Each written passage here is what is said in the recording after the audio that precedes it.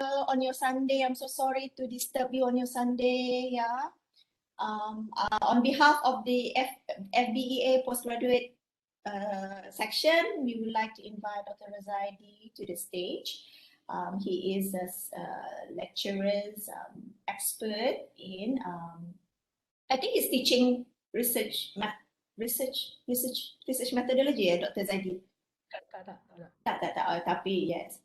Dr. ROZAIDY ni dia very he's doing his PhD, okay? Dr. ROZAIDY doing his PhD while working as well. Kan, Doctor? Yeah. Yes, and he managed to complete it, so I'm very proud of him, yeah?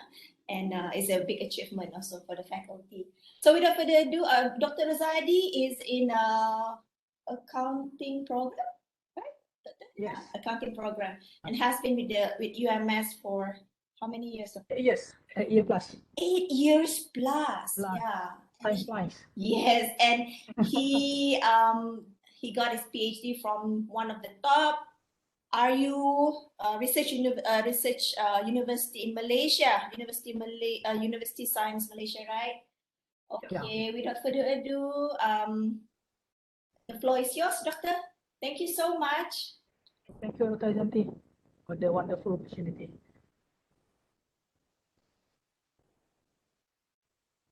Okay, Bismillahirrahmanirrahim. Alhamdulillahirabbil alamin. Wassalatu wassalamu ala asyrafil anbiya'i wal mursalin wa ala alihi wa sahbihi ajma'in. Rabbi shrah li sadri wa yassir li amri wahlul 'uqdatam min lisani yafqahu qawli, amma ba'd. Thank you so much, Dr. Janti, the coordinator for postgrad students, I think for my research, not mistaken. Okay, thank you for the opportunity given. I think it's my first time, okay, partake in a large crowd of postgrad participants. Okay, I can see that a lot of students are joining our postgrad methodology or research seminar. Okay, we have I think it's the purpose of conducting this seminar or workshops, is mainly to not really teach, to share with the postgrad students, or whether I think postgrad by research, if I'm not mistaken, whether they are PhD students or master students by research. Okay, whatever that I share today is based on my experience conducting the research since 2019, by master also by research, and my PhD also by research, and as well as the experiences that I'm gathered while examining PhD or master thesis, okay, in the MBA levels or in the research levels, okay, postgrad by research level. This is something that I will share with you. Doesn't mean that whatever I share is the ultimate or the obsolete guidelines, okay, for all students to follow. Okay, it's just a normal sharing, okay, between those who have experience doing the PhD or doing the research, and pour out of the experience to our new generations or new phases of researchers. Okay, I will not cover so many research or research areas, okay, for these sessions. I try my best to cover a little bit of my focus mainly on chapter 1, okay, introduction chapter. Okay, but I'm not cover all parts of the chapter 1's contents. Okay, only a little bit here and there. Okay, because if I share everything, or it will take more than 1 day to explain all the necessary things that need to be included in your chapter 1. Okay.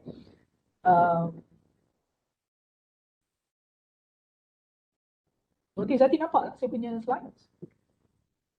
Yes, I can see your slide. Okay, basically it's working.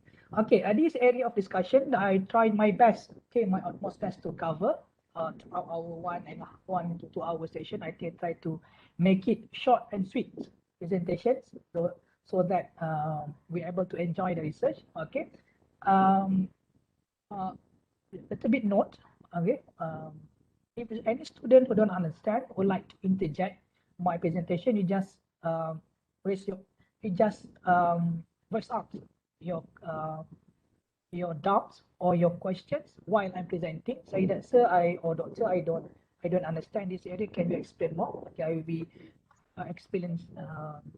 explain again. Okay. This is the area of discussions that I would like to share with you guys. Is the research topics. Okay, how to find research topics? What is the gap in knowledge? In other words, what we call the contributions or the novelty of the study. Okay, the purpose of the study. Okay, or to be more specific, the statement of purpose of study. Okay, then I will share a little bit how to construct the problem statement as well, and the significance of study. Okay, and the scope or the limitation of study. Okay, there are three areas of chapter 1 I've not covered for today, which is to formulate research question, research objective, and background of study. Okay, because it's too technical to discuss on these three uh, three three things. Okay, I think it's mainly can be covered by your supervisor because it's more technical. Okay, but all these five are the common areas that can be that we can share. Okay, or something that I can share with you. Okay, we start. First, we need to know that what is the empirical research. They have not. First and foremost, we need to ask ourselves why we enroll ourselves and become postgrad students, okay, or doing a research, okay, because of I'm jobless, okay, I'm unemployed, therefore I wanted to fill up my free times by to be more productive, and I don't know what to do. That I just enroll and become a research students, postgrad students, and some students or some other person will say that because this is the path that I need to take in order for me to um, to further up my career path or to explore or to increase my career path and to become to get job promotions. Okay, I think most of students or most of the PhD students, I think they are fall in this category. Okay, job opportunities. Okay, I think there's some rare occasion that student who enroll themselves as a postgrad student because they like to do research. Okay, most of the time this category of students are mostly pensioners. Okay, they are very patient to have patience to further their study, or some I can say that those who are company owners or consultants. Okay, they wanted to explore a certain area of research in order to enhance the capacity or the capability of themselves or the company they are represented with. Okay, first we need to know what is the empirical research. Okay, because they have many types of research. There are practical research, there's explorative research, there's empirical research. Okay, there is a survey. Okay, small survey. For example, like to know the level of happiness among staff and UMS. Okay, very simple research. Okay, it's when it's simple research, there is no scrutiny, there's no specific guidelines, and there's no board who evaluates the content of the research. Okay, empirical research is the based on empirical research based on observed and measured performance and derive knowledge from actual experience rather from the theory or belief. Okay, most of the time, empirical research must be able to empirical research is something that able to be measured. Okay, you cannot measure, you cannot consider its empirical research. For example, happiness. Okay, in the olden days is something very difficult and subjective to be measured. Okay, happiness. But now people already formulates or constructs, okay, the scales of happiness. Okay, how measure people happy or not. The level of sadness, okay, the level of piousness, okay, how pious you are, okay, how religious you are, something very difficult to measure, okay. Measure the, sometimes measure belief system, for example, like which one is more prevailing, which one is more correct, Islam or Christian, Buddha or Hindu. Okay, is something is very perceptive. Okay, we cannot measure belief systems. Okay, the data in overall, it can be measured in a certain context, but I'm talking about the general ideas. Okay, the data that's gathered may be compared against the theory or hypothesis, but the results are still based on the real life experience. Okay, most of the time, research must be based on the real experience or phenomena. Okay, we cannot measure dreams. Okay, cannot formulate the hypothesis based on dream.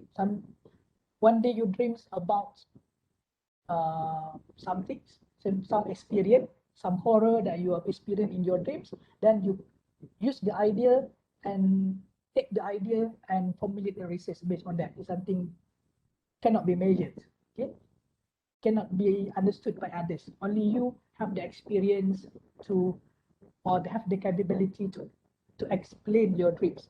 Other people don't have the similar dream that yours, and they are unable to understand it. Okay, must be something common, can be measured, can be shared by others. Okay, the main goal of this kind of research is to generate universal explanation and prediction of the social phenomena. Okay, why we conduct research, why we embark on empirical research, mostly. Sorry, Rata, is there any problems? No, Dr. Zaidi. It's Okay. yeah, you can continue.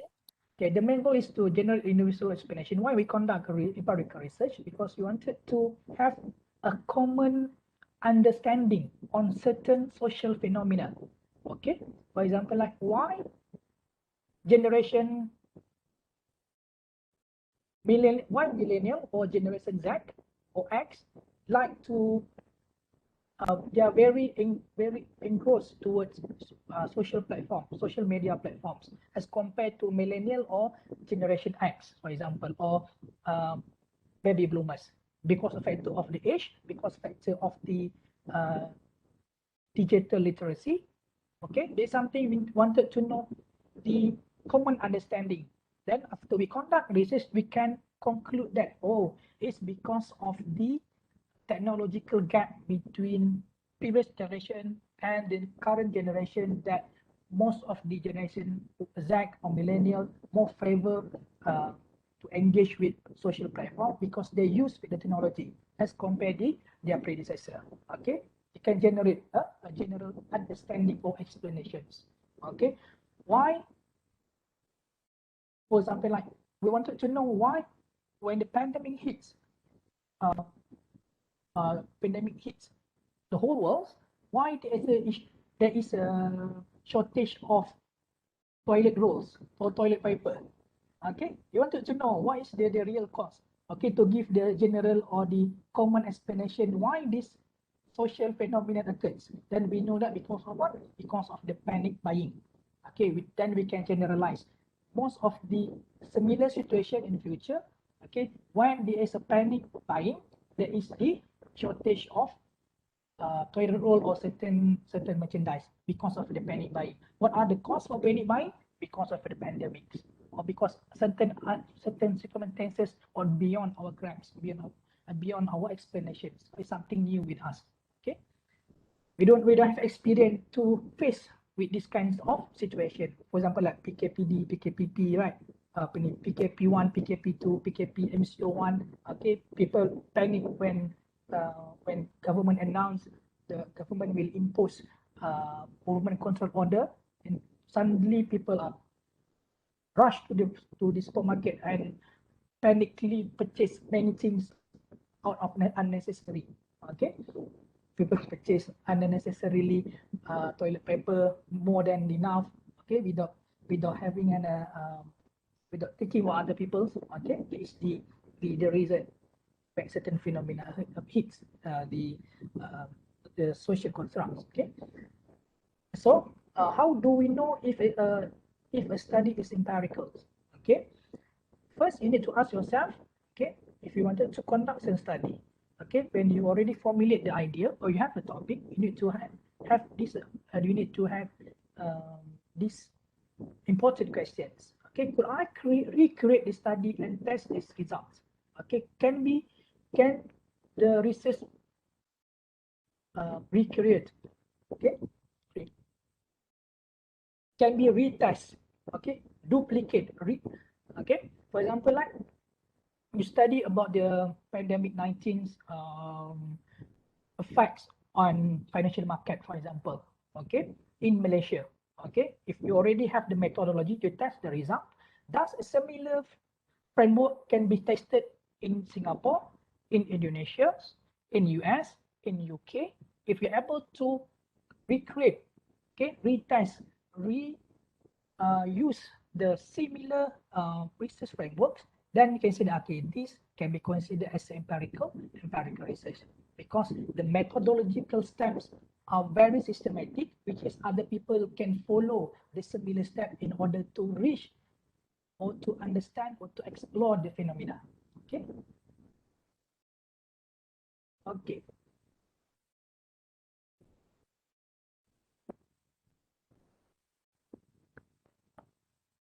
Okay. We finish first part. Okay.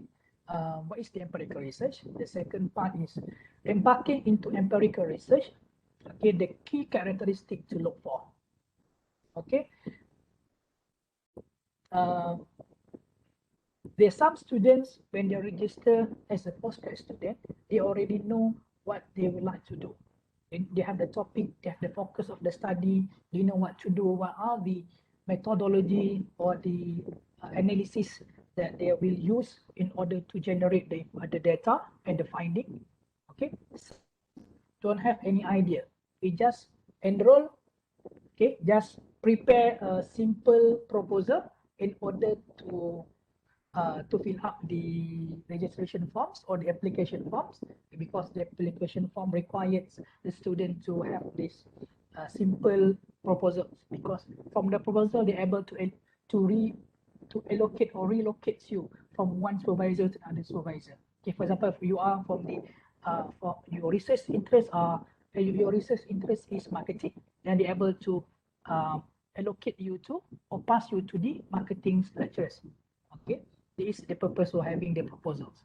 However, most of the times in general, whatever that we propose in our proposals, we wouldn't proceed with the idea, because when we have a discussion with our supervisor, maybe the idea is too generic, too simple. It's no novelty, no gaps in the proposals. Okay, it's the obsolete idea.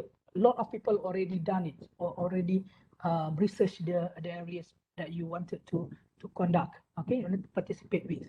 Okay, that is why most of the time the new proposal, new idea, new research topic will become up. Okay, before you're able to come up with topics, okay, you need a certain area that you need to answer. Okay, you need to have certain checklist. Okay, first you need to know what are the questions or the research question that you like to answer. Okay, most of the time it based on this four main words. Okay, why, how, what, where. For example, like you wanted to know why why people like to visit Sabah as compared to Sarawak, for example, because the numbers of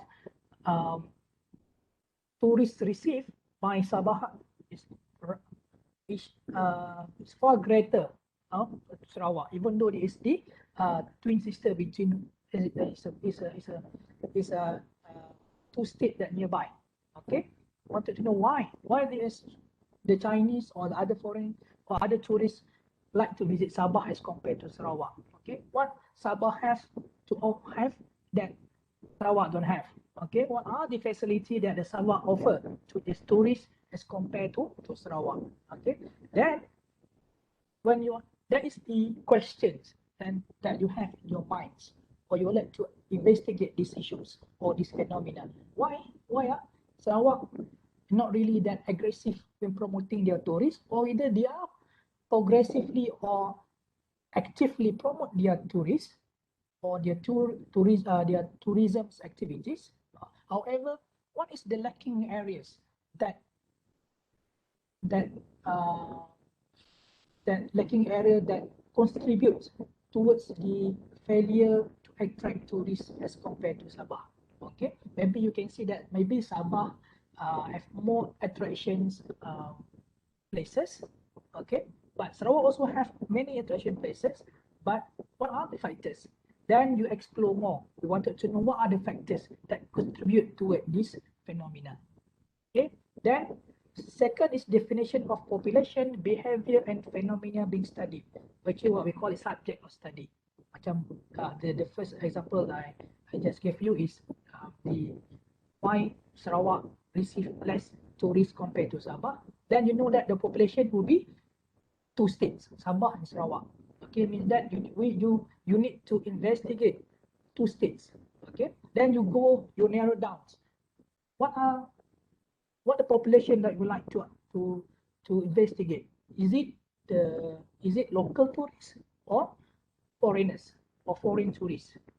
Okay, or to be specific, wanted to invest, you wanted to interview or to disseminate the survey to the tourists or to the tourism authorities. Okay, then you need to identify your populations. Okay, then after you define the population, you need to define what are type of behavior that you like to explore. Is it the individual characteristics or the individual preferences, or you would like to know that the facility that the state the facility that the Sarawak have that the as compared to Sabah.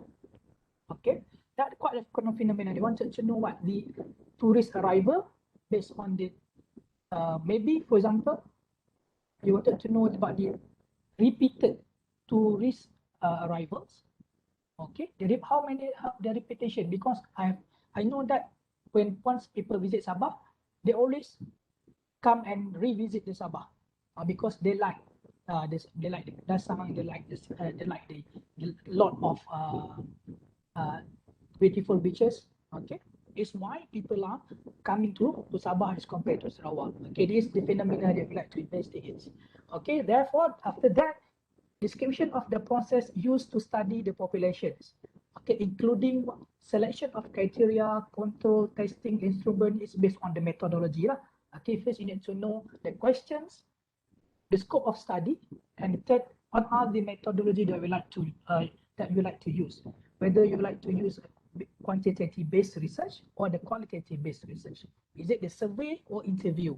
Okay, what are the analysis method based on using the statistics, or what kind of statistical analysis that you like to use? Is it the PLS or any normal generic statistical methods? Okay, that is the three main area that you need to explore and understand before you're able to embark your research or your PhD journey or your master journey. Okay, after understand the key characteristics, okay, then finding the topic and the focus of study. You know that what is the empirical research? What is the empirical research required? We need three things. Yeah, need to have the subject of study, area of studies, and also the kind of methodology that you like to use to investigate phenomena. Okay, there are a lot of factors when choosing a research topics. Okay, first, there are a lot, but I choose only 1, 2, 3, 4, 5, 6, 7, 8. 8 main factors that contribute towards when it comes to choose a topics. Okay, first narrow down your research topics. Okay, how you able to do that? Okay, the shortcut is to ask your supervisor. Okay, sebab you pay tuition fee kan. Okay, jadi you are eligible to ask your supervisor. Okay, supervisor, advisor, mentor. Sometimes you ask your seniors. Okay, narrow down the topic. For example, like you like to start. For example, marketing students. Okay. Okay, nak buat research apa tanya? What kind, which area of research you like to investigate? Okay, my passion is marketing. Then you need to narrow down the focus. You are like to research what kind of research you like to partake. Okay, what area of research in marketing you like to explore? Is it the behavioral marketing? Is it the individual preferences in marketing? Okay, is it wanted to know the individual characteristics, or you like to know about the organizational perspective? Okay, narrow down your topics. Okay, because sometimes based on my experience, sometimes students when they share the experience, okay, I would like to do about the COVID-19 pandemics towards the purchasing behavior among Sabahan.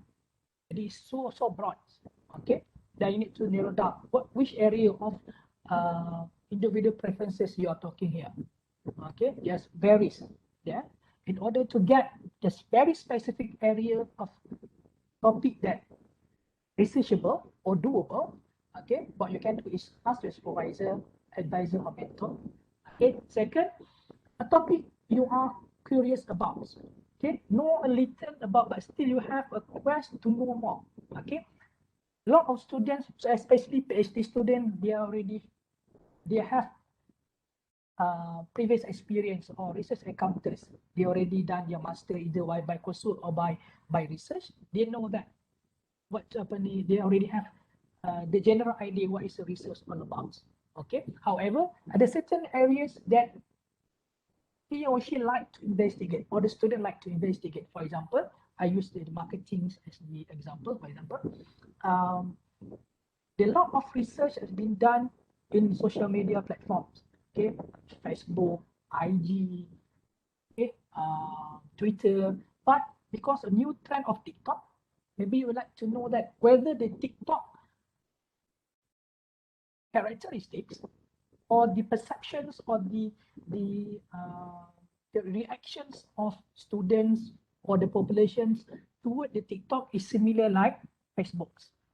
Okay, they should maybe it's not different because TikTok is more familiar or popular among teenagers as compared to Facebook. Facebook has been in the market for a while, more than 10 years.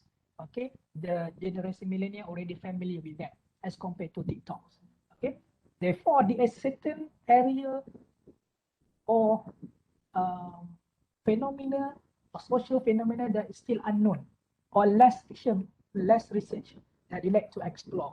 Okay, and another example for tourists. Okay, lot of research has been done to investigate the hotel industries.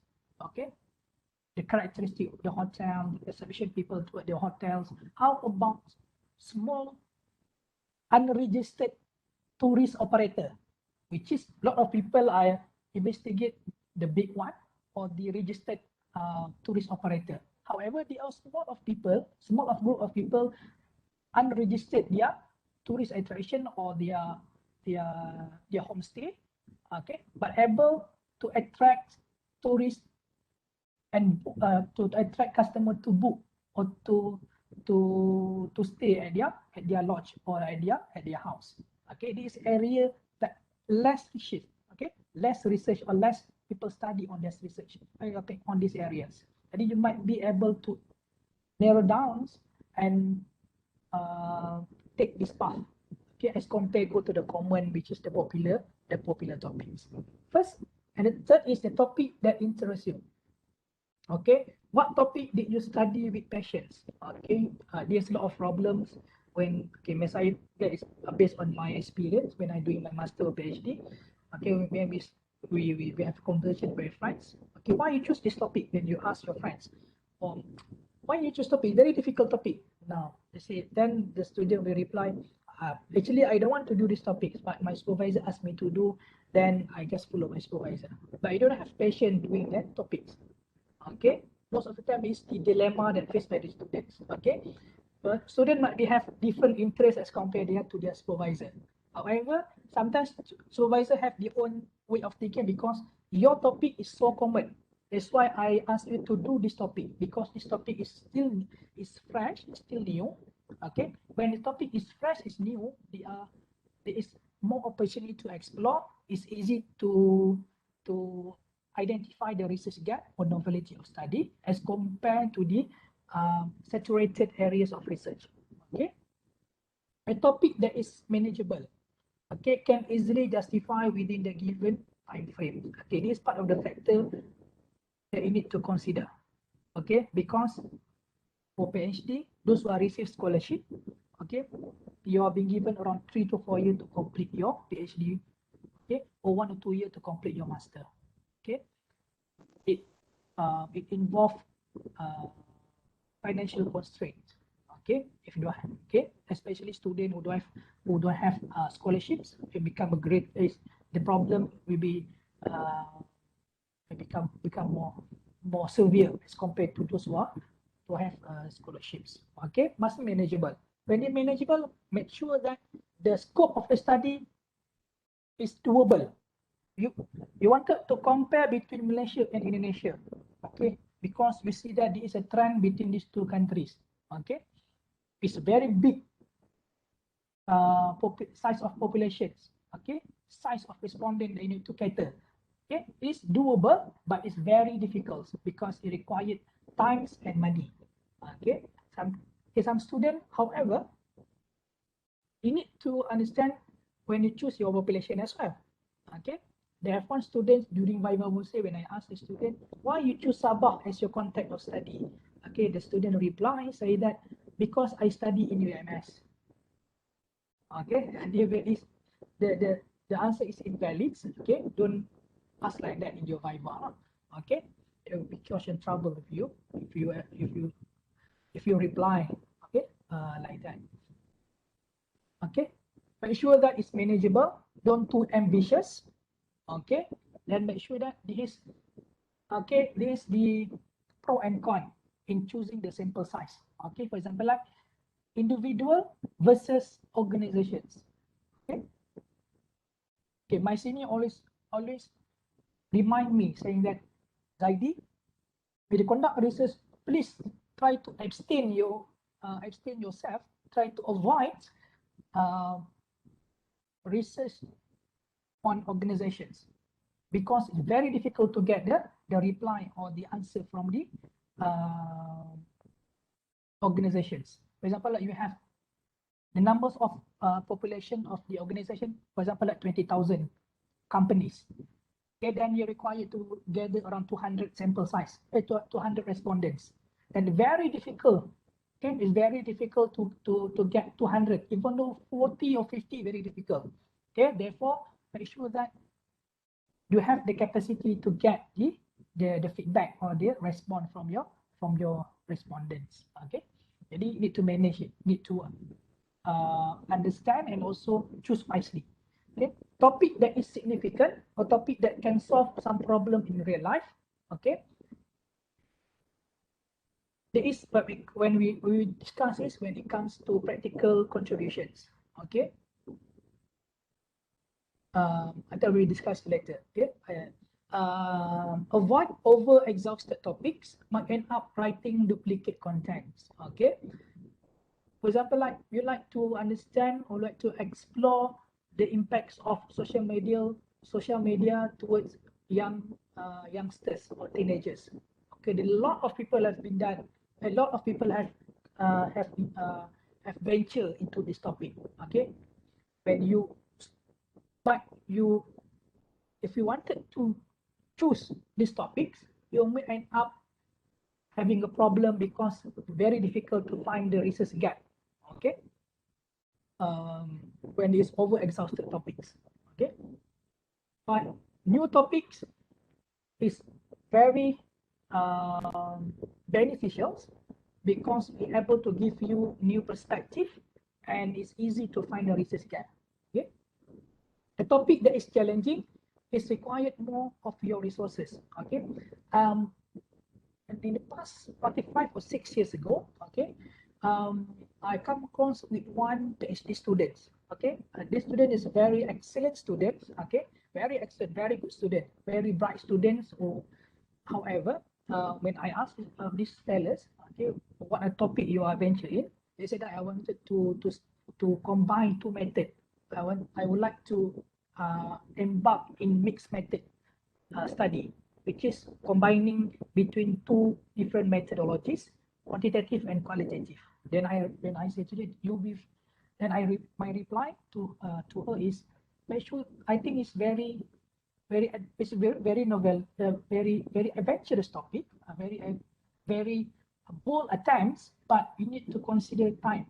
Okay, if you wanted to have to to venture in this topics or in this methodology, it takes you it takes you more than 4 to 5 years to complete. Okay, then yeah, and up, I think she took about 5 years or 4 years plus to complete her study. Okay, because it's good, it's very novel idea. Okay, to explore more, to be more adventurous. Okay, to challenge yourself, so that make sure that you also have backup plan. Okay, because actually in terms of the financial constraint, okay, this you have enough money to support your daily life in universities. Okay, make sure that you need to consider all these factors before you choose certain topics. Okay, the availability of the resource should have to enough resource available. It's not only the financial part, but also there is it when you venture into one to certain topic into particular topic, you need to know that there's many literature available for you to read. Okay, if it's a very unknown area of research, you might be end up to have very little literature talking on that issue. When in very little literature, you might not have a rich understanding on that particular topics. Okay, and make sure that if they have certain ample numbers of researchers who embark into this topic, into your topics, you might be able to get more insights, able to ask a favor or help from the researcher. For example, like you wanted to know the instrument that they have, maybe you can ask their survey, okay, their questionnaire, okay, they may be willing to help you. Okay, if there is topic is very foreign, okay, very rare, very difficult to investigate, you might be end up having lack of resources to have or together in order to come up with very good proposals. Okay, then what is next after you already know or already you have a topic. Okay, you already decide what topic you would like to venture. Okay, five is to know the gap in knowledge. Okay, and because of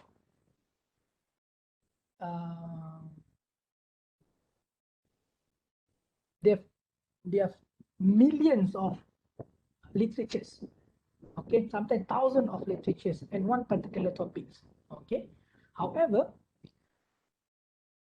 when it comes to empirical research, especially in PhD level, okay, the examiner would like to know your contributions. Okay, doing the research is not simply find a topic,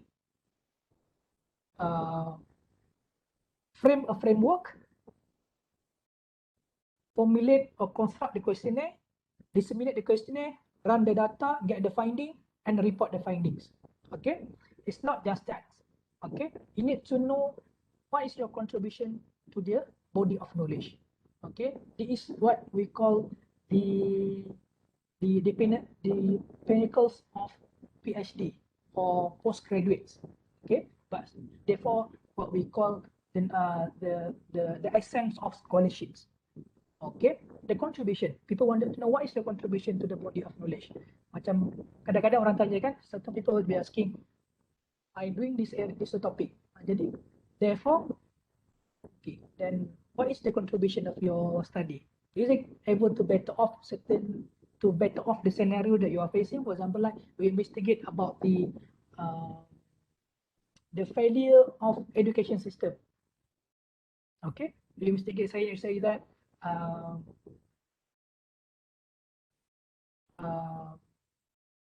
IPTA IPTA students are less performed compared to IPTA students. Okay, this is your research topics. Then people say that okay, after you get the findings, you come up with the conclusion. Then what is the contribution that you can give to the body of knowledge, to the authority?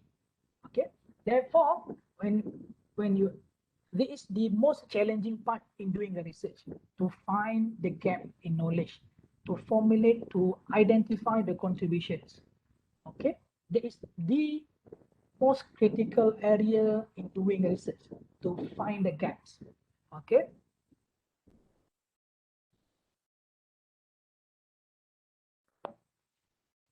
Okay. Jadi in these opportunities, okay, in today seminar, I would like to share with you, okay, little bit of techniques or steps, okay, how and where to find the gaps. Okay, I cannot give a very specific gap because you are coming from multiple or various of backgrounds, like marketing, economics, accounting.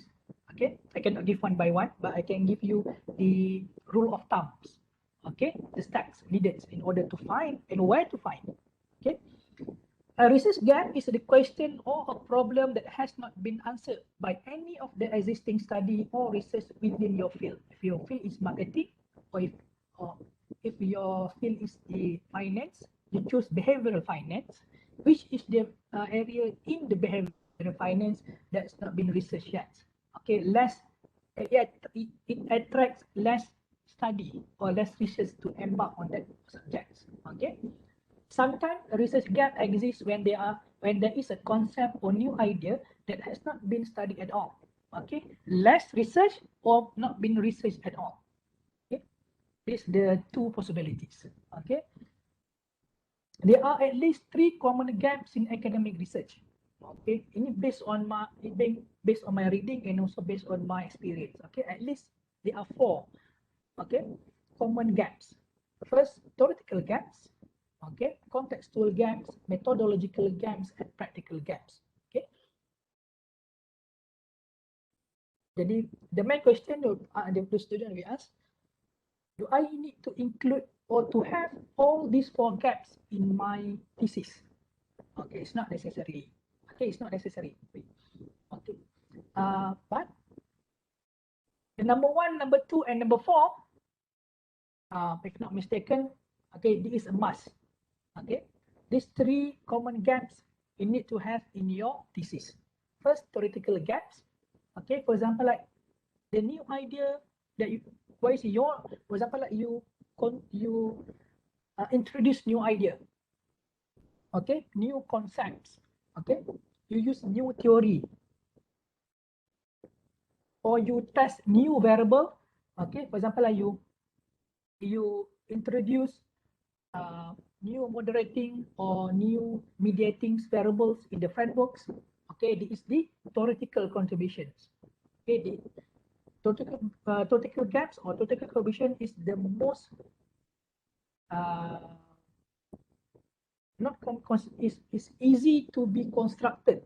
Okay, among quantitative researcher or students, because introduce new variables, whether independent or dependent variables, or inserting, mediating, or moderating, consider as a new contributions, okay, new idea to the body of knowledge. However, for those who would like to embark in qualitative research, theoretical gap is the most difficult part to find, because we don't have theoretical frameworks. We don't have variable independent and dependent variable and independent variables. Okay, therefore, where to find the theoretical gap is through validating, identifying, researching, okay, exploring your theory, your underpinning theory, which the area in the theory that need to be improved or need to be added on, that need to be enhanced. Okay, itu kalau yang those who are embark or choose to do qualitative research. Okay, theoretical gap. Second is contextual gaps. Is a gap is new context such as location, comparative analysis, ethnicity. For example, macam there's research being done in developed country, okay, but less research has been done in the developing country. Okay, this is one of the contextual gaps. Okay, okay. Jadi based on location, the location can be the new context. Developing, developed country. Rich country, poor country. Okay. Generation X, Generation Y. Lagi apa? Women's, men's. Okay. Female, male. Okay. Rich people, poor people can be compared. It's context. Context means there can be varies. First, maybe in terms of location. Second, maybe a comparative analysis. Okay, it's your contextual contribution. For example, like there's previously there are no research compare between generation X and generation Y. Then you do that. You based on the literature review, you found that there no research or less research have been done in this area. Then you introduce, okay, the comparative. You introduce or you use comparative analysis in your study. Considered as the contextual gap, contextual contributions. Okay. New ethnicities, okay, maybe previously done in the ethnic Chinese ethnicity. Okay, for example, like the perceptions ataupun the tendency to choose certain courses in university among Chinese. Okay, might be previous study have been done in this area. Maybe you wanted to replicate, saying that does the similar context apply to Bumiputra? Okay, then you can compare between Chinese and Bumiputra, or Indians or Bumiputra or non-Bumiputra, for example. Okay. Multiple level of institutional structure. Any may be quite complicated. For example, like you compare between government, state government and federal government, two different institutional structures. Okay, between federal government, the relationship between federal government and local authority. Okay, this also different institutional structures. Okay, it's more complicated. For example, like you introduce or you embark on these areas, maybe these are contextual contributions for your study. Okay, methodological gap selalunya kebiasaannya new analysis techniques. Okay, yang ni for example like quantitative research is easier to identify the gaps. Maybe different analysis. Okay, especially economics atau financial economics. There's a lot of theories or equations, okay, or mathematical equation that can be used to test certain area of concern, certain social phenomena. Okay, and for qualitative very difficult, and quantitative pun very difficult kalau social science, kalau contohnya marketing. Okay, kecuali except you really using a very new techniques of analysis. Okay, new statistical technique, for example. Okay, practical gaps is a new solution to the government or institution or persons. Okay, macam for example, macam one of my friends, based on his study, he found out that social platforms are very beneficial, very comprehensively used to attract taxpayer to understand about the tax Malaysia tax structure. Okay, it's the best platform to disseminate information. Okay, this the best platform that can be used by the tax authority to disseminate the tax information to the taxpayer. Okay, this is scope of study. Okay, then a lot of practical contribution has been done in this area. Okay, one of his previous practical solution is to engage more on the most popular platforms, most popular social media platforms. Okay, that is the practical solution based on his study. Okay, for example, like in this part, However, in the end of his research, he found out that there is no significant correlation between the tech awareness and also the popular social media platform, for example, like TikTok, Facebook, Twitter. Okay, people don't not really use the platform to understand about the taxation issues. Okay. Okay, there's 6 tips can be used to identify the research gap. Okay, I stop for now. If any questions before I can further, any student would like to ask any questions more, or need to they like to a certain of my presentation that need to be clear, to clarify or to explain further. Okay, ada tak mana student? No, doctor, is clear. Clear? Okay. Okay, it's clear. Okay. Then, jadi we come in the most interesting part lah, in to find or to identify the research gaps. Okay, I cannot give you the specific techniques, or I cannot give you the whether my tips is the best tips or the best solution to find the gaps, but the tips might help you to use certain techniques or certain areas or certain technology or that can be used in order to find the gaps. Okay, for example, like in the 3, I suggest that by using the digital tools, you're able to identify the most popular or trending queries in internet or in social media. Okay. Before I don't want to jump to number 3. I start with number 1 first. Okay. And first, how we're able to identify the gaps is through look.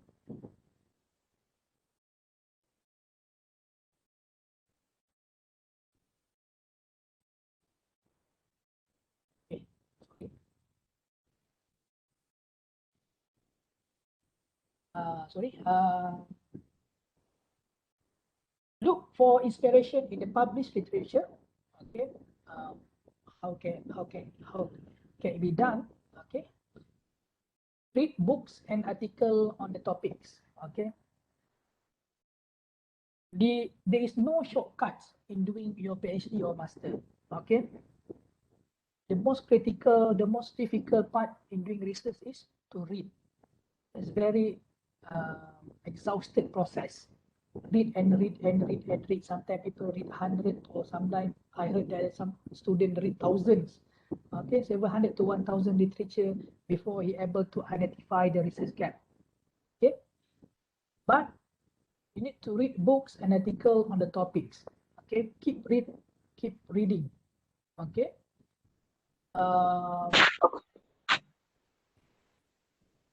Okay. For the beginners, it's very difficult because you don't understand the technique how to read the literatures, okay, or the articles. Okay.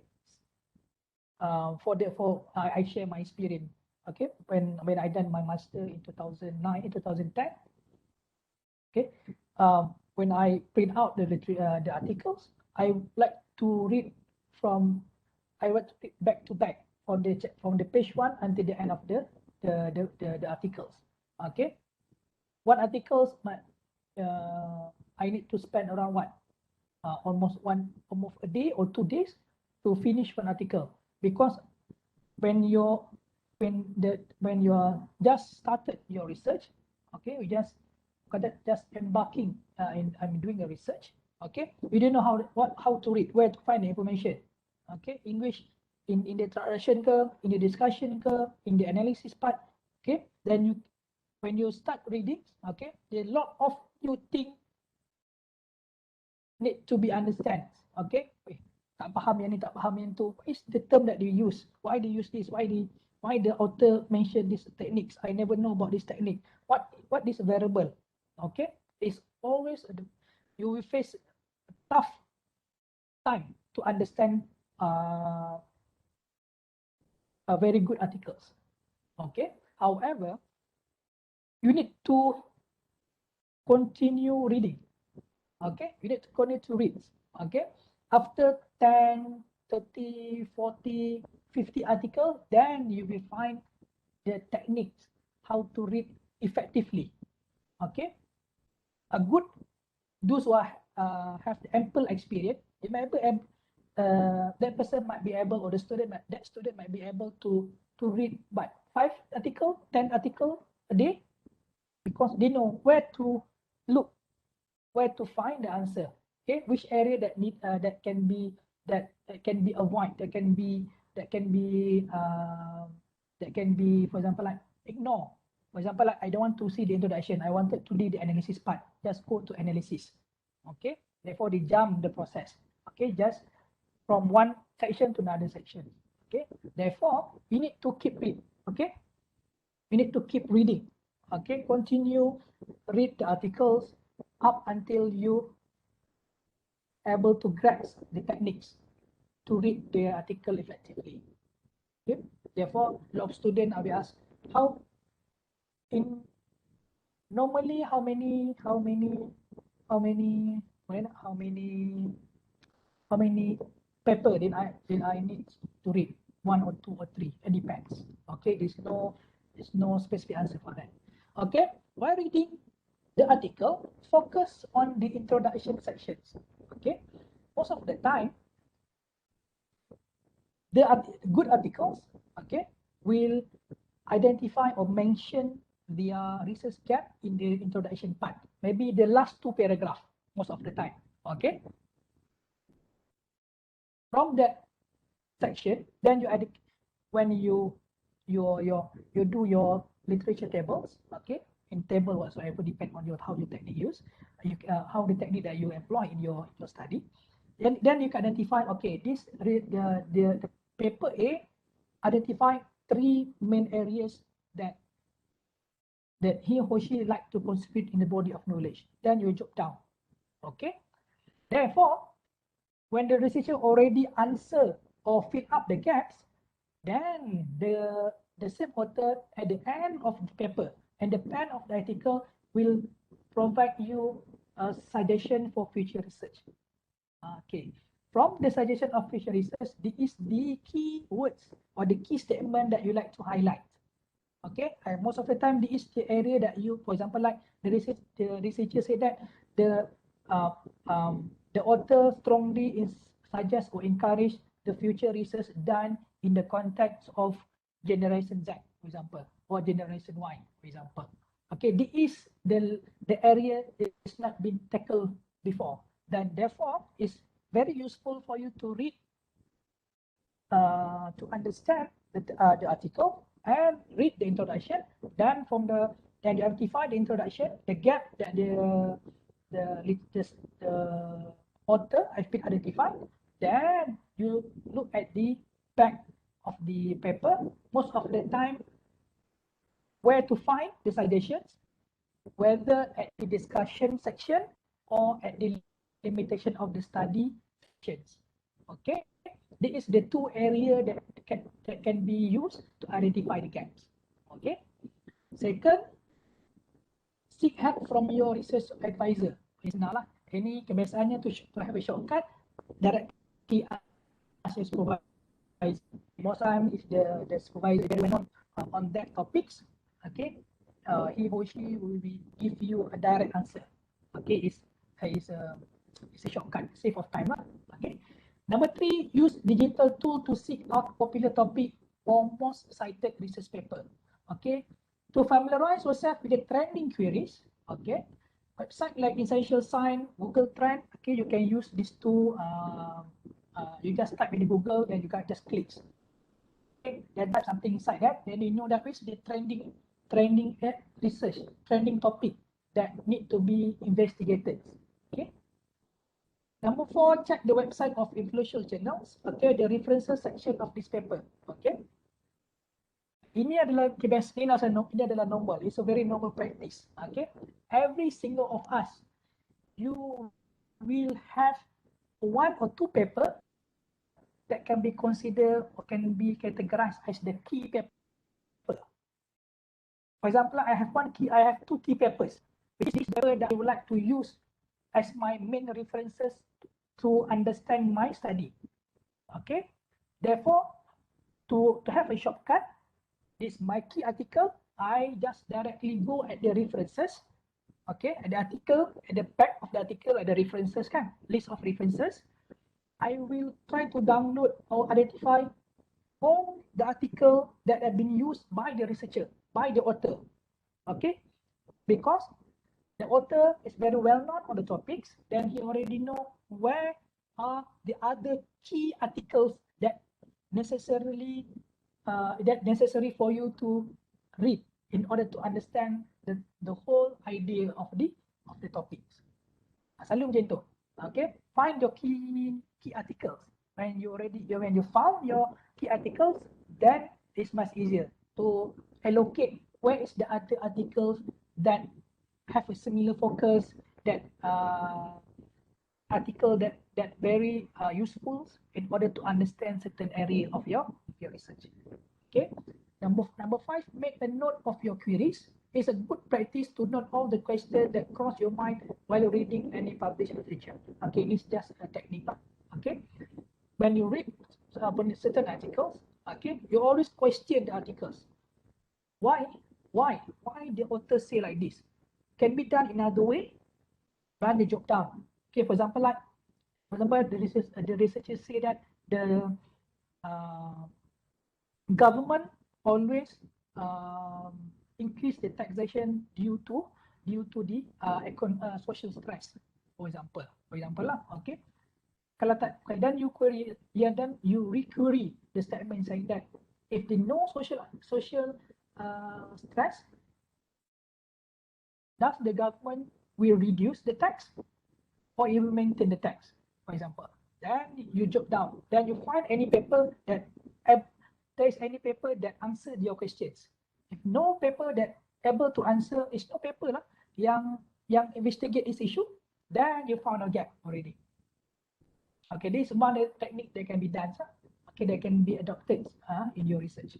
Okay, research each question. Okay, find out other researcher have similar question and whether they are found an answer to them. Jadi seperti itu tadi lah. Okay, to avoid duplication, for example. Okay, then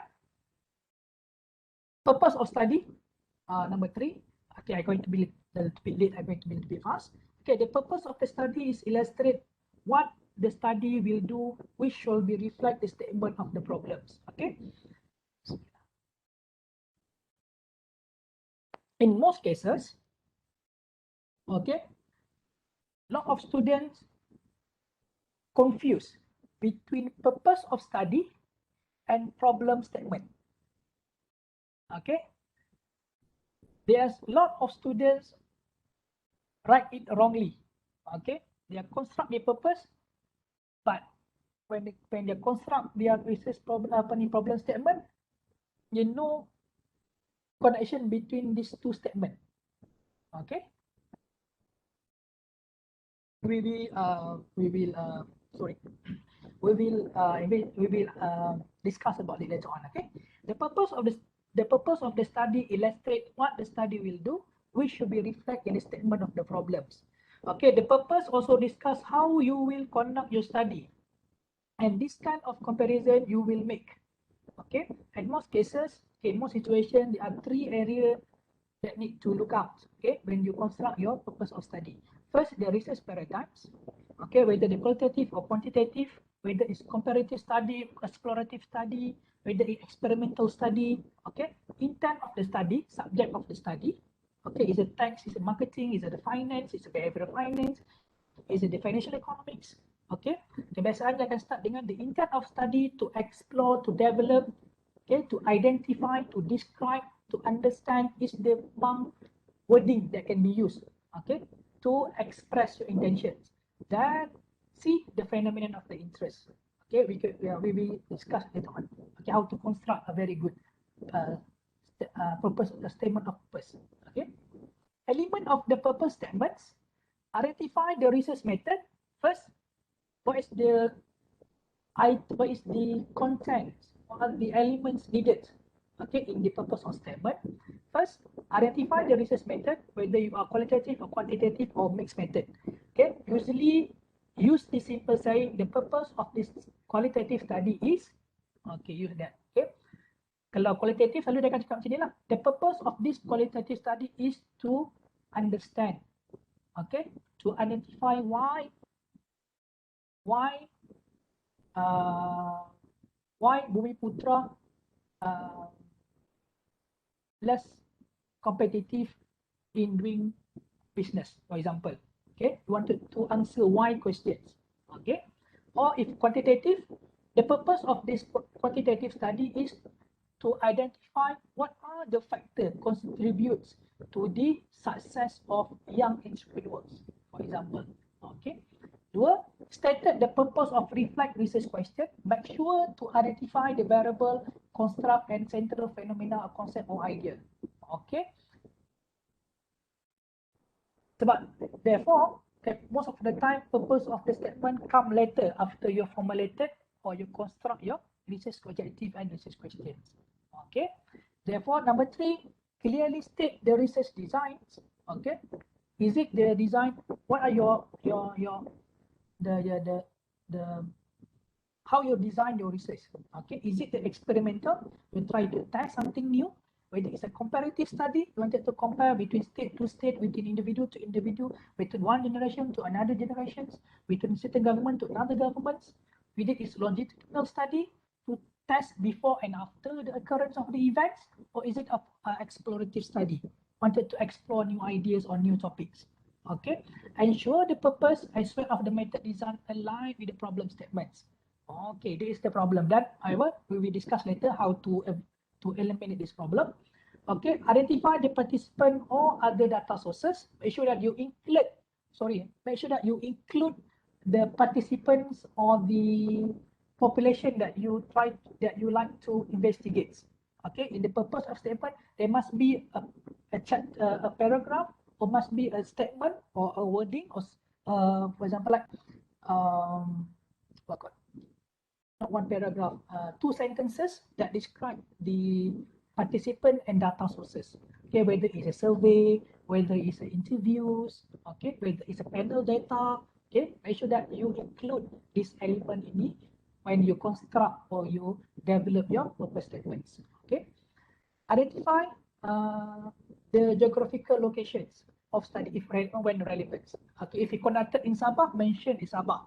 Okay, don't make your scope of study is Sabah, but do how you mentioned, like you would like to study the overall context of Malaysia. Okay, make sure that you're very clear, very focused. Okay, ni antara example kalau qualitative study. Okay, then the student will ask, how many pages, how many paragraphs needed to construct a purpose of statement of purpose of study. It depends on the area of research, depend on the certain disciplines, depend on the supervisor, depends on the program. Sometimes it depends. Okay, however, for me, cannot more than 2 pages, maximum 1 pages lah, 1.5 pages. Okay, is the ideal page. Okay, to construct the statements of purpose of study. Okay, but in general, let's say I just explain in general. Okay, the purpose. Sorry, Dr. Zaidi. Yes. Yeah.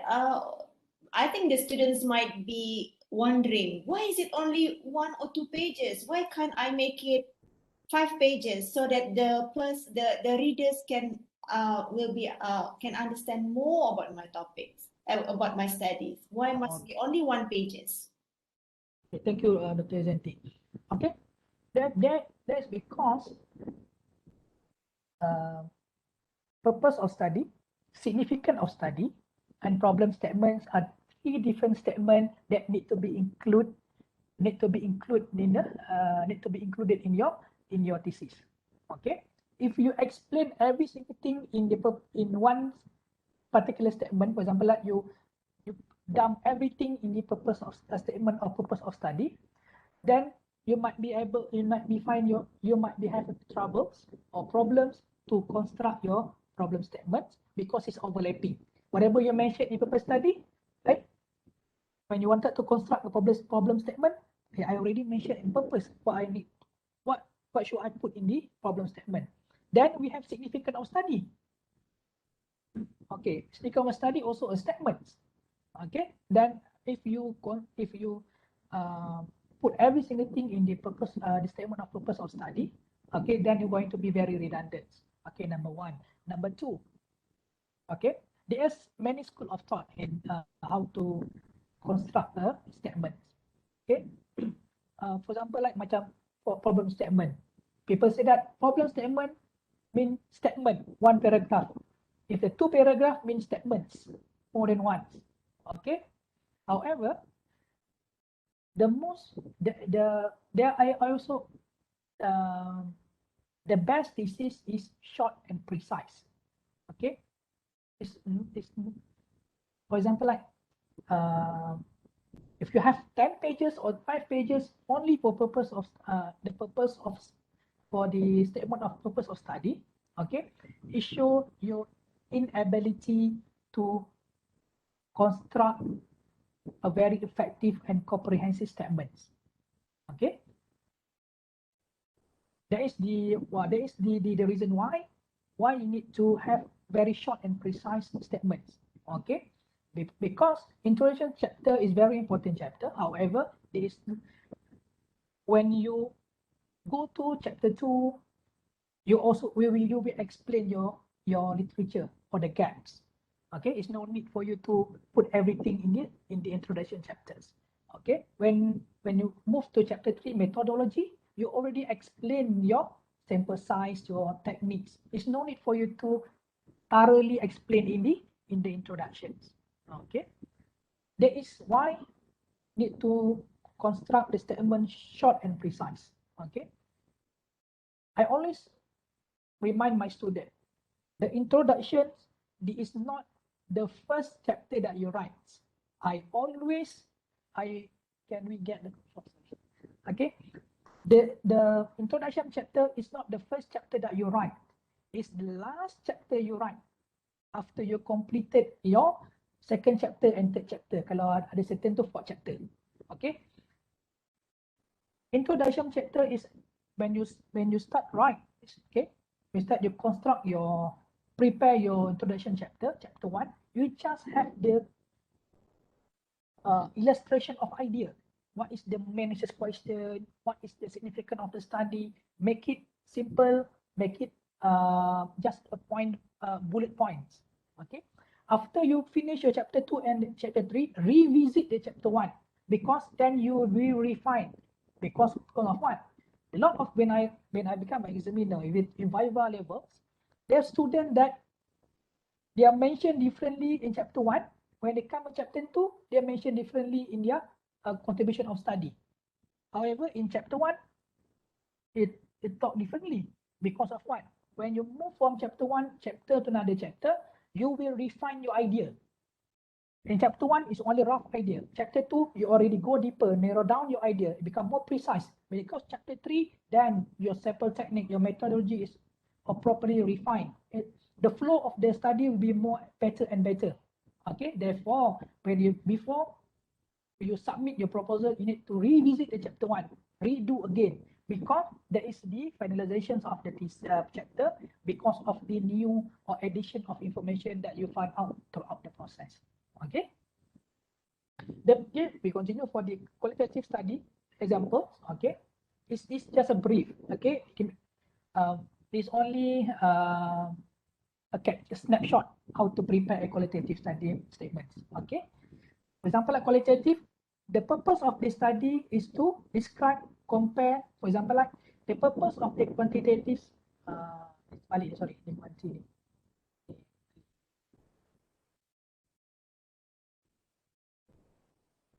Okay. The purpose of this qualitative is to, most of the time, the most common words the student will use are the purpose of the study. Sorry. So is there any problem from students? Ask something? Because I hear some noise. Okay. For example, okay, the purpose of qualitative study is to understand, okay, to understand what are the goal, to understand why young entrepreneur fail their business during the first 2 years of their operations. Okay, it's considered is the why questions. You need to answer why. You need to understand why. Why is always synonym with qualitative research. Okay. A compenses research in describe the population. For example, like in entrepreneur in Sabah, for example. Okay, this is the population that you already decided. Okay, entrepreneur is your subject of study to explore to understand why a lot of failure among entrepreneurs. Okay, in subjects. And location is in Sabah, for example, in Sarawak, in Perlis. Okay, this is you already decided which the locations. Okay, describe the locations. Okay, then stop, continue. Okay, full stop. Okay, in order to understand the research issue, okay, this study will use interview to as the research instrument to understand the research issues. Okay, then the study were done in Sabah. Then 11 or 20 respondents or 10 institutions have been interviewed to get to answer the research question, for example. Okay, for quantitative, the purpose of this quantitative study is to, for example, to identify the successful factors, okay, among entrepreneur in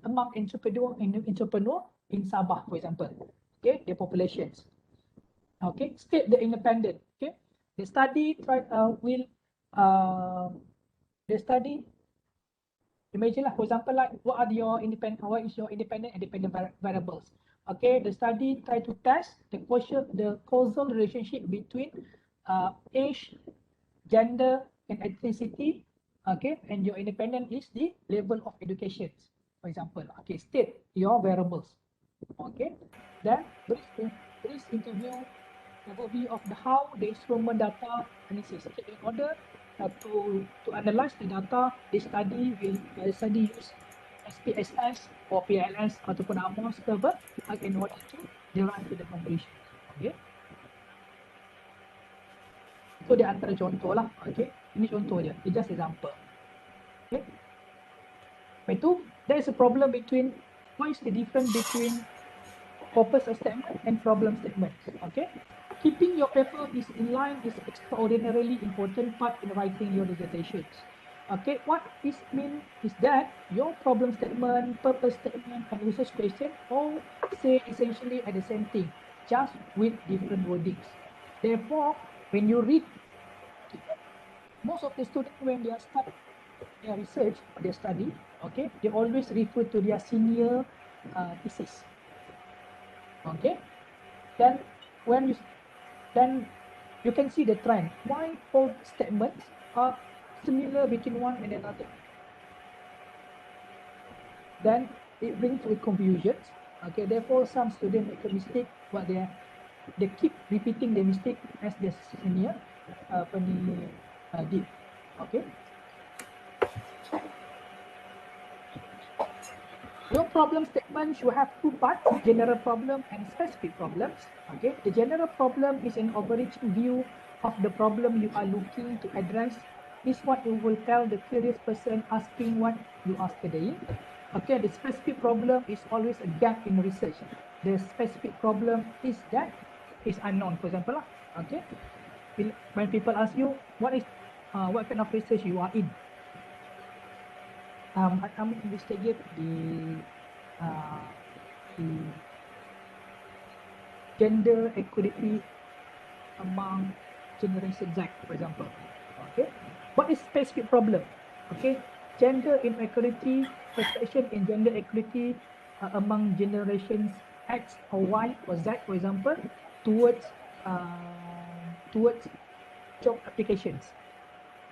Okay, jadi spesifik lagi. Ini gap kemudian perceptions of the gender equality perception But the gap that you like to emphasize is, or to research or to study or to explore, is the perception towards job applications. Okay, there is the difference between the common and also the specific problems. Okay. The language that used to fill in the blank is the same language you should use for the purpose of statements. Okay. How to differentiate between purpose of statement and problem statements? Okay. Problem. The problem is that X is unknown. The purpose is to find the X out. For example, A. The problem is that we don't know what factor influence parent involvement in school. Okay, this is the problem. We don't know. Okay. The purpose is to determine the factor that determine parent involvement in schools. Okay, you can see the differences between these two. Okay. Problem is the general idea. The purpose is to find the problem. What are the factors? What are the contributing elements, or what are the excuses, the variables, okay, that contribute to the problems. Okay, my problem is X. My purpose is to explore the problem. Okay, periods don't have more than one purpose and don't stray away from your problem statements. Okay, jadi selalunya why people when they write their problem statement and purpose statement, the choice of the words, the wording that you use must be choose carefully. Okay, to make a distinction between these two statements. Okay. Okay, ini last slide. Okay, significance of study. The significance of study present the importance of your research. It gives you the opportunity to prove the study impact on the field of research, new knowledge, contributions, and the people who benefit from it. Okay. Kita ada juga significance of study statements. Okay. How to write? There's 3 steps. Okay. I don't know what I call significance of study ini adalah the statement of the gaps. Okay, you already identify the gaps, the practical gap, the political gap, and also the contextual gaps. These 3 gaps you already identified earlier, right? However, in the significance of study statements, or the section of the significance of study, you elaborate more. Okay, it might require 3 to 4 pages to give the understanding or the explanations. Okay, what are your gaps, your contribution to the body of knowledge. Okay. First, use your research problem as the starting point. This is why construct the purpose and also the problem statement is very crucial, because it's always, for example, for me to understand the flow of your research is to go through section by section in the introduction chapter. Okay. Your problem statement itself can be provide clue to what outcome your research study will achieve and who will benefit from it. Okay. State how your research will contribute to the existing real topic gaps. Okay. Maybe first paragraph, theoretical gaps. Okay. Second paragraph is the contextual gaps. Okay, and the third maybe the practical gaps. Okay, is how you construct your problem statements. Your significant of study sections. Okay, or significant of study segments. Okay, this last but not least, limitation of the study. Okay, the limitation of study are those characteristics of design of methodology that impacted or influenced the interpretation of the findings of the research. Okay. Common methodological limitation adalah issue within sample and selections. Okay, you understand that? Okay, this study only cover the tourist operator in Sabah. Okay, jadi you cannot make a generalization. The future, then the study is the limitation lah. You only cover Sabah. Okay, if you're able to cover more other states, it's not be beneficial. But due to the certain constraint, you study only focus on Sabah, or only focus in your country, in China, in your province, whatsoever. Okay. Issue insufficient size sample for the statistical measurements. Okay. For example, like this is also a very important limitations. For example, like the most ample size sample size is 200, but you only uh, get the barely minimum 120, but the most ample are 200, for example. Okay, the most ample is 200 samples, but you only get 150. Okay, then you need to mention this limitation in your limitation of study.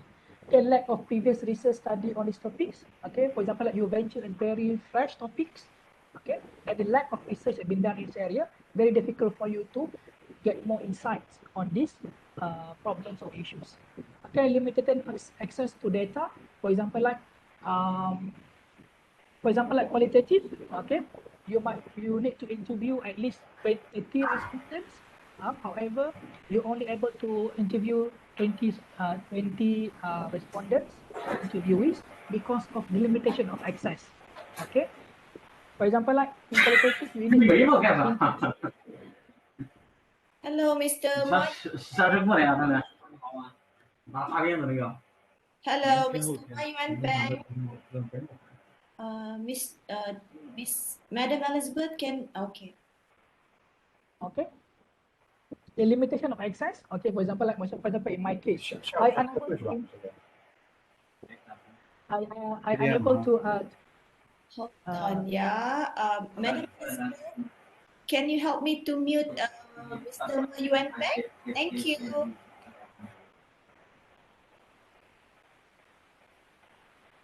okay, for example, like I unable to interview certain level of authority because of the sensitivity of the issue. Okay, therefore I unable to get a better insight on the issue. And then I use this limitation and I write it in my thesis, say that the study unable to get a holistic overview of the research because unable to get access on the certain level of authorities. Okay. 给他们解释一些事情。 Ada student tanya. Hello, Mr. Mayuan Peng. Can you mute your mic? I'm not the host. I cannot kick him out. Elizabeth, Madam Elizabeth, are you there?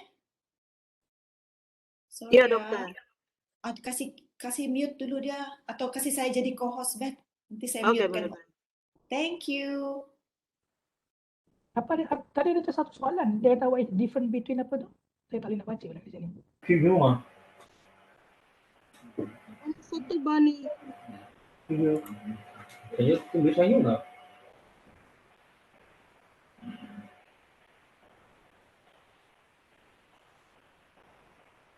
Okay, there's one question here, Dr. Zaidi. Okay, what is the difference between limitation of study in chapter 1 and chapter 5? Okay.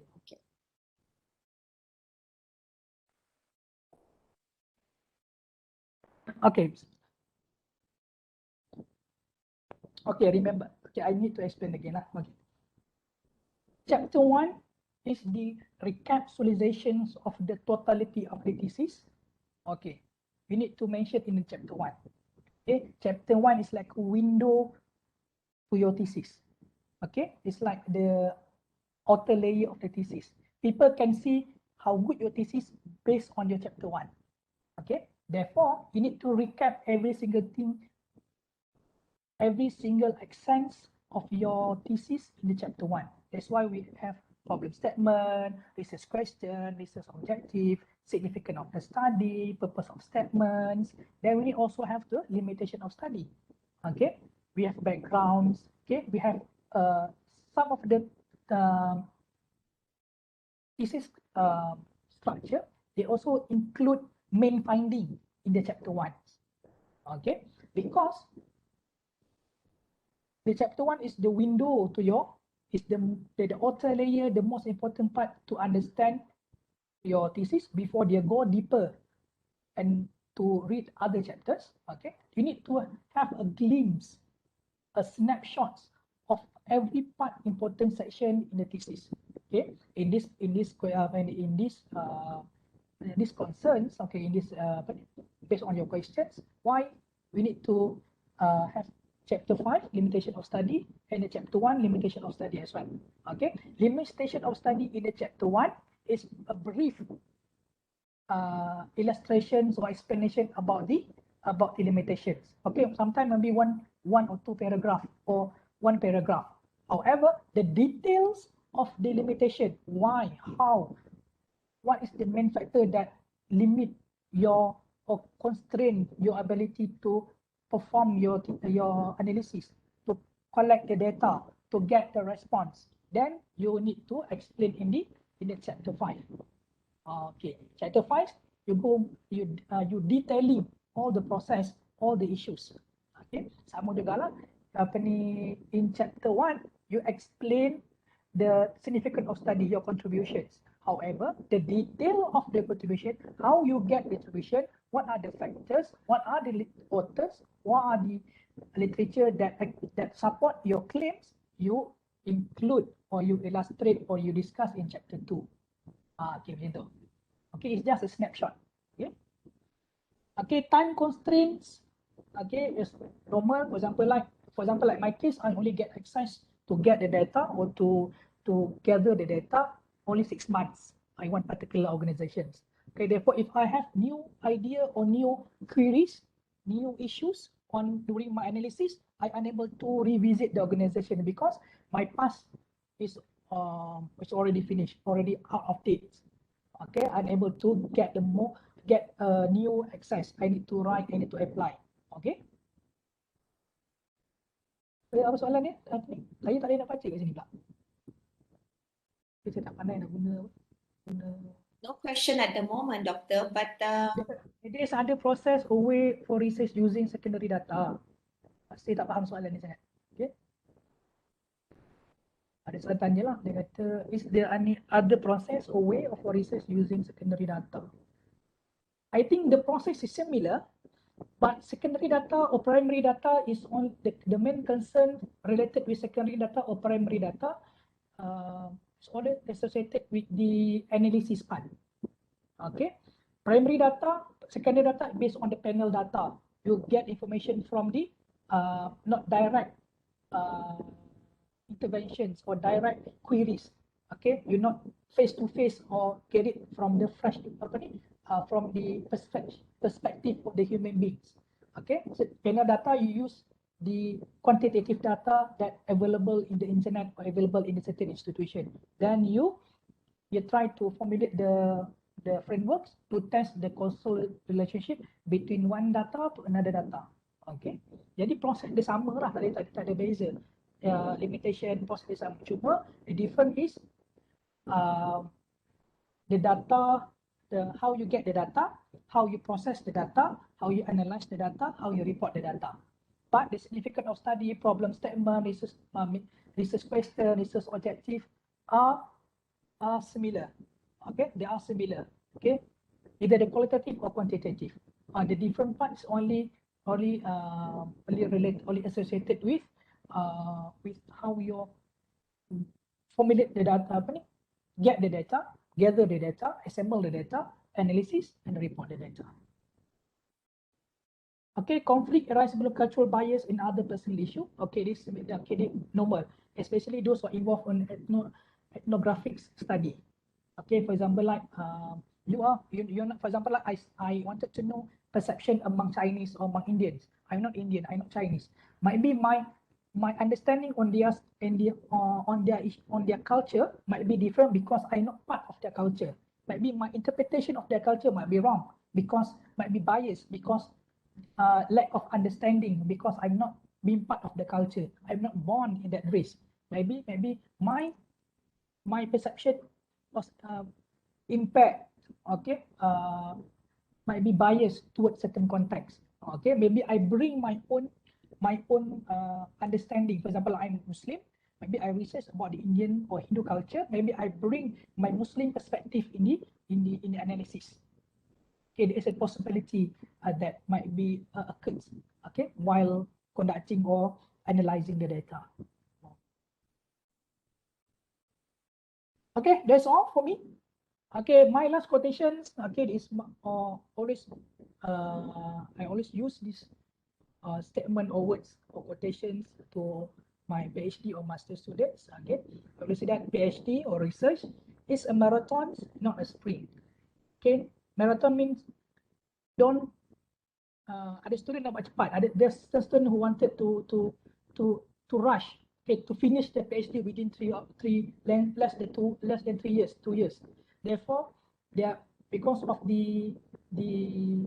because of their rush to get the information to analyze the data, they might be neglected certain issue or certain key points, certain key area that might be overlapping or might be overlooked. Okay, take slowly, but don't stop. PhD, when you stop, you will lose your momentum. Momentum is the most important drive doing a PhD. Okay, small step, better rather than stop. Okay, don't stop. It's normal to have anxiety. It's normal to have stress. It's normal to stuck a certain level of query or questions, unable to get information. You stuck. You don't know what to do. It's okay. It's a normal. Okay, lost idea. Don't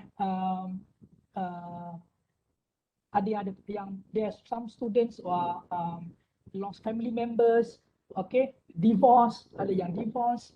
Okay, there's some students who are lost their family member, they are battling with health issues. It's normal. Okay, however, this part and partials to acquire a PhD is not a simple journey. If it's simple, everybody will get it. Okay, it's very structured and difficult process, but take it slowly, step by step, don't stop. Eventually, it's not 3 years, 4 to 5 years, you will get your PhD.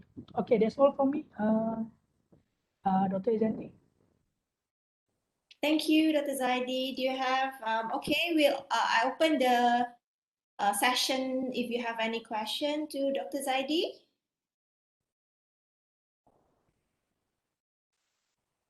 Anyone would like to ask question? I'm very, I think problem formulation, chapter 1 is very, very crucial, kan, Doctor? Dia macam, it is as your foundation.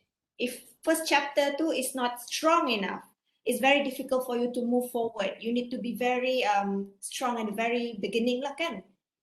And also, I think as what you mentioned just now, you need to find topic that you are curious about to know. It has to be manageable. Yeah, sometimes student ni they want to research something which is very tak tahulah high impact ke, sampai it's very they cannot manage it by the end of the first semester. You know, then they realize, oh my God, doctor, is too huge. You know. Yeah. So, yes, I think some of the students are like that. Okay, maybe we can ask you questions on is there any experience that you face with your students, okay, with regards to their, not your students lah, maybe students that you examine on problem that when you look at their problem ni macam, oh, okay, this is not a problem, you know, like there is problem in his problem. So do you have any experience with that? Maybe you can share so that the student will not repeat the mistake. Yes. Okay. Whatever I presented just now is just a guidelines. Okay, it's not, for example, like it's not a must follow templates. Okay, it's just an overview how to do it. Okay, and because of the limitation of time, unable to detailing the process one by one. Okay, just to give you a snapshot. Okay, just to have a rough idea how to conduct the research, how to construct, how to prepare introduction chapters. However, throughout my experience examining students' thesis at PhD level or master levels, okay, most of the students, okay, the problem is like I just explained earlier. The student, when they prepare the chapter 1, when they finish, they just stop there.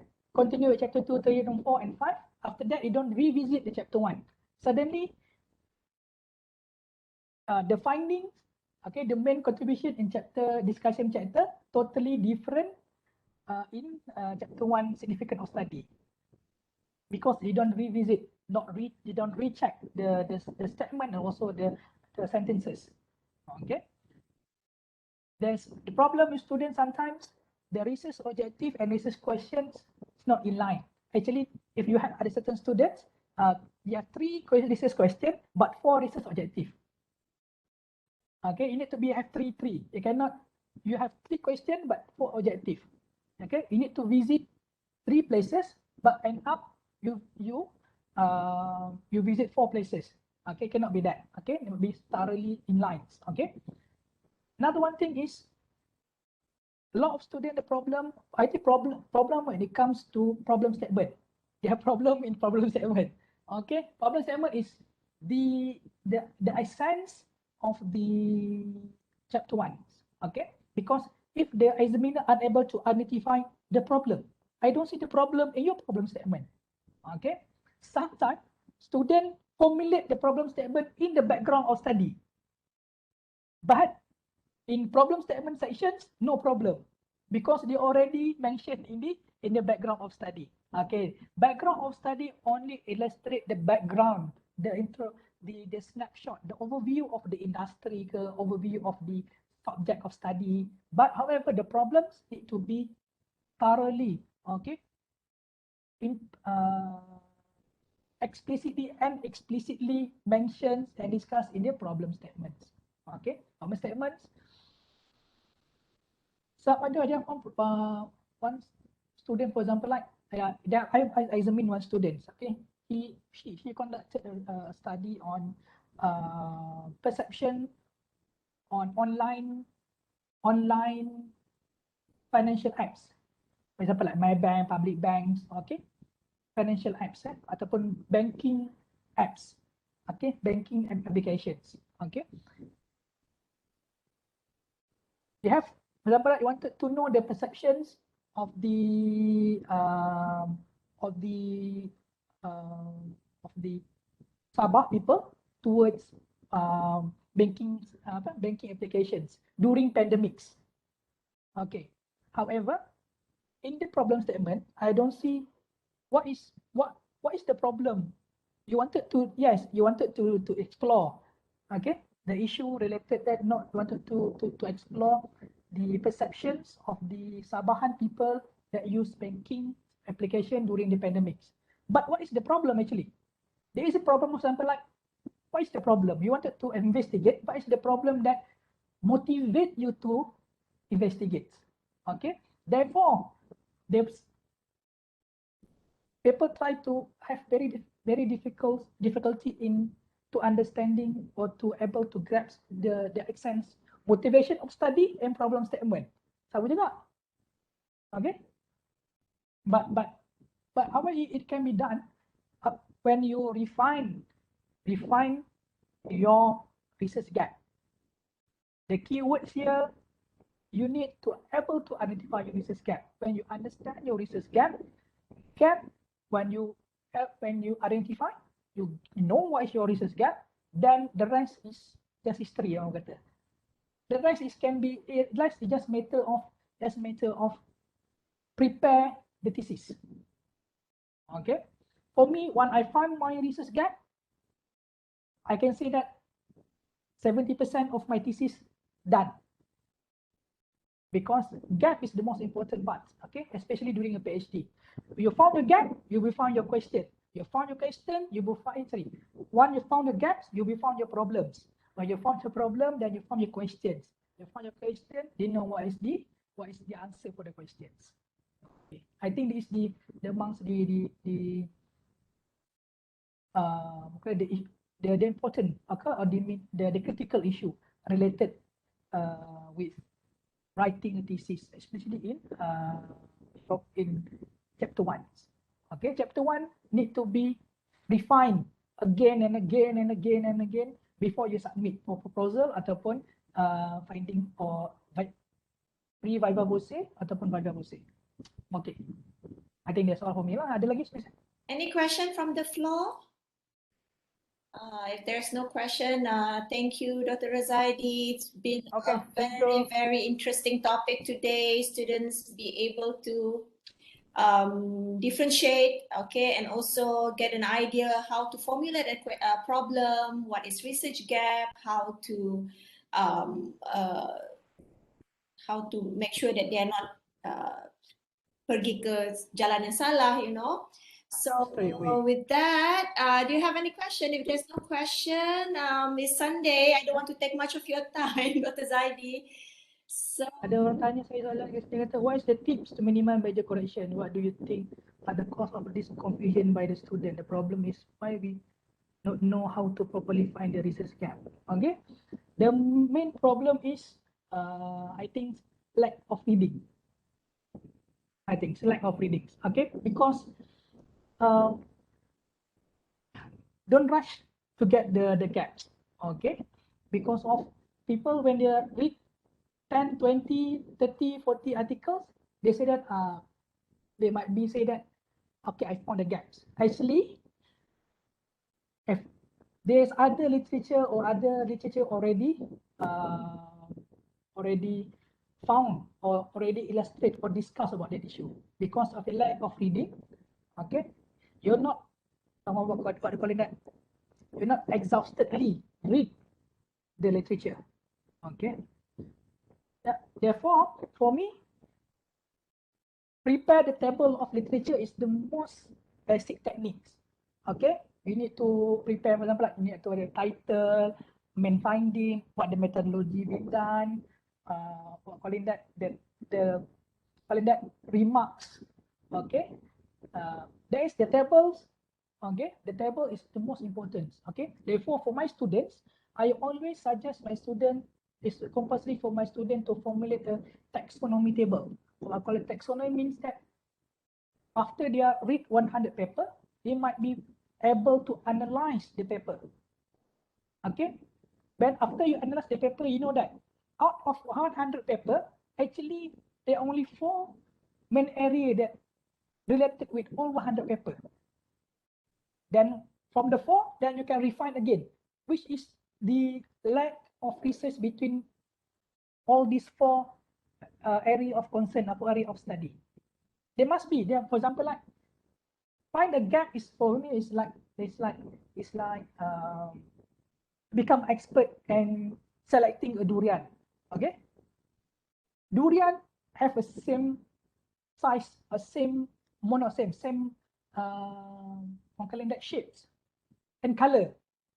It's thorny and also in the green color. Okay, the expert able to identify which type. This is a 2024, this is Musangking, this is the D15s. Okay, to be expert, you need to able to identify the problems. Okay, the issues. Okay, and therefore, another one thing, what is I can share is most of the students when they embark into the journey, okay, they don't learn the step-by-step process. I think Dr. Izanti, how to write the problem statement, how to write the research question, how to write the research objective. Okay, what they do, they copy their senior thesis. Okay, when they copy 100% or try to copy their thesis, they will be keep repeating their senior mistakes. Okay, they know what, for example, like there are certain words appropriately used for statement of purpose. Okay, there are certain wording that need to be used to construct a problem. Okay, to explore, to understand different, to identify, to contribute, to understand different, how different, why question different, what question is different. Jadi they need, for me is before you start writing, I think you need at least join methodological classes 5 to 6 times. Okay, then you're able to get the gist, the essence of techniques, how to write chapter 1. Okay, if the chapter 1 is okay, the rest of the chapter will be okay. Okay, because like Dr. Zanji cakap lah, it's like the fundamentals. Okay, the foundations of thesis. If chapter 1 is okay, for me, kalau I nak read, I will read chapter 1 and the discussion chapter. These are two most, for me, it's the 2 most important chapter. Okay, the rest is just analysis. Okay, analysis, if you follow the step, you will get the right answer. But if you interpret it wrongly, you might get the wrong answers because we are social science. We are not pure sciences. Okay, most of the time the way we write, the way we justify, okay, will be affect our readers' interpretations. Okay lah, itu yang saya boleh bagi tahu lah. Jadi kena keep reading, itu keep joining all the workshop or seminar. Nowadays a lot of webinar, free je semua. Betul, Okay, betul. join. I think I joined what? I 5 to remember 7. during my PhD, I went for one class, 2 days class ya. Tajuk dia ialah, the title is How to Identify Research Gap and Formulation, Problem Formulation. 2 days just for that, just to understand kan, how to write, you know. And also, I would also like to mention that we need to read, we need to do a lot of reading. Okay, jangan because of you already found your research gap, then you stop reading. Then you know research of these people keep on coming, new research. Nanti when you do your viva, you told your examiners, oh, this is my research gap. But 2021, there's somebody who's already done that, and you just come up for your viva. You know, things like that, right, Dr. Zaidi? Ya, itu penting. Ya, Satu lagi penting satu, juga kan? Penting juga. lagi satu, another student is what I observe lah. I think kamu UMS students. Kita majority student dia embark on quantitative research methodology. Okay, the most important part dorang adalah analisis. Dorang nak tahu pasal PLS, more PLS, itu je dorang nak tahu. Okay, nak run data, nak run analysis. That is the most workshop that will be attend. They will attend how to run the data. The most important thing is not how to run the data, how to analyze the data, how to justify the data, and how to report the data. Okay, now the key is first, and second, understanding of the underpinning theory that you apply in your research. Students sometimes, okay, ni ada another problem in thesis lah. There is the common problem, okay, throughout my experience as a examiner. Dia just plug and play. Choose sampai 5-6 teori in one particular thesis, one particular study, but I don't know how to use it. Is it sometimes the most I will ask the question, how you use your study, how you use your underpinning theory in your study, how you apply. If the student are able to answer, it might be jeopardize the result, because the most importantly, how you use your theories to formulate the survey, to formulate the frameworks, to justify. Sometimes we only use to formulate the framework, tapi they don't use the theory to explain the findings. Theory. Why we have theory? Theory is the mechanisms that we use to justify the finding, to justify the social phenomena. Kita bukan orang sains, jadi kita use apa TPB ke apa jenis social theory ke, we use the theory to explain the phenomena. Why less youngster attracted to become the entrepreneur? That is your findings. How you explain this phenomena? You go back to your theory. Theory says that majority because of the age factor, gender factor influence the perception or the involvement of the youngster in entrepreneurs activities. Jadi lalu macam tu. Jadi dia ambil, dia tengok senior dia actually. Senior dia duduk topik lebih kurang sama macam dia. Similar topik, then dia just follow dia senior theory. I think this is the most lacking parts in calling that in UMS student lah, actually in FPEP students. Okay, you always focus too much on analysis, on run the data, but you neglect the fundamental area because you are the PhD. Philosophy. You're not statisticians. Okay, you are philosophy.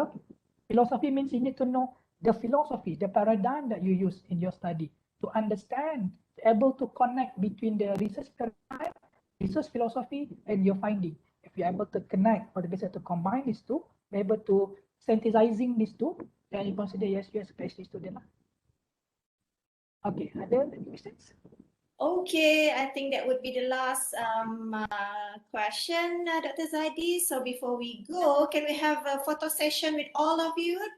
Madam Elizabeth is waiting, I guess. You don't want to take, yeah, it's 12 o'clock, just on time, yeah. So, is Madam Elizabeth here? Okay. Okay, thank you, Madam Elizabeth, for organizing this, yeah, on Sunday. Okay, let's switch on. I think stop sharing dulu kali Zaidi. Okay, saya start jadi. Thank you, Dr. Zaidi. Okay, thank you. Saya lah terpaksa dengar kan hari Ahad juga ni. Ini dah sebab minggu depan dah ada kelas. Jadi saya try untuk hari Betul. I do understand. We have to follow the apa kan penceramah punya masa. Thank you everyone for here. Oh, ni pula Romi. Cik Romi, apa khabar Cik Romi? Miss Wendy, you are still here, Miss Wendy. All the best for your Viva, right? Sudah bahkan? Oh, that day is pre-Viva. Yeah. Almost the end of your journey. Okay.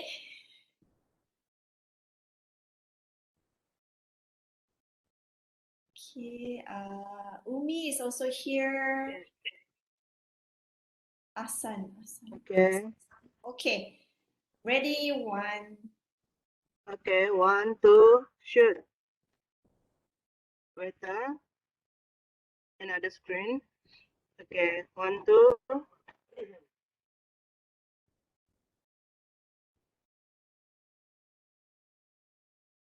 1, 2, shoot. Okay. Another screen.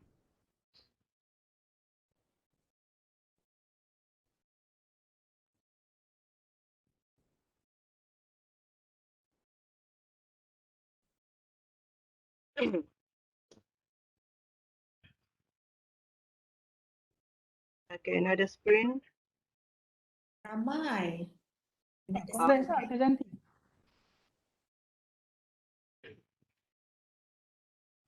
Not familiar faces also. Keep the momentum Okay, thank you, everyone. Okay, thank you Dr. Zanti, Dr. apa ni Kak Pat, all the students, thank you for joining. All the best, yeah, everyone. Keep participate with in other seminar or workshops. Yes. Very beneficial. Okay. Sorry lah for any mistakes or any what calling that limitations. Okay, because of the limitation of time lah, I need to sum up in very short time the most important elements in writing chapter 1 lah. Okay, thank you all. Thank you, Dr. Zaidi. Thank you. Have a nice weekend. Remaining weekend. You only have left like what? Bye. See you next session. Bye. Bye. Bye. Bye, everyone. Bye. Bye. Bye. Bye. See you. Bye. Bye. Bye. Who is this Wendy? Bye. Bye.